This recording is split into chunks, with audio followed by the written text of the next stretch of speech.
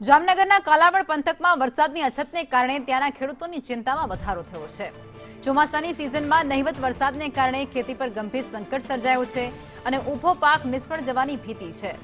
હવે આ સ્થિતિ વચ્ચે તાલુકાના વિવિધ ગામોના સરપંચો અને ખેડૂતોએ કાલાવડ મામલતદારને આવેદનપત્ર પાઠવી સૌની યોજનાનું પાણી તાત્કાલિક છોડવાની માંગ કરી છે। ખેડૂતોના જણાવ્યા મુજબ પીપરગામ ખાતે સૌની યોજનાની લિંક પેકેજમાંથી પીપર સહિત રાજડા, શિંશાંગ, મોટા વડાડા, સિંધુડી, પીઠડિયા, સોરઠા, સતિયા, નાની નાગરાજ અને મોટી નાગાજર સહિતના જે વિસ્તારો છે, કૃષ્ણનગર સહિતના વિસ્તારો છે, ત્યાં અનેક ગામોને સિંચાઈનું પાણી મળે છે, પરંતુ છેલ્લા કેટલાક સમયથી આ લિંક મારફતે પાણી ઉપલબ્ધ ન હોવાને કારણે ખેડૂતોની મુશ્કેલી વધી ગઈ છે।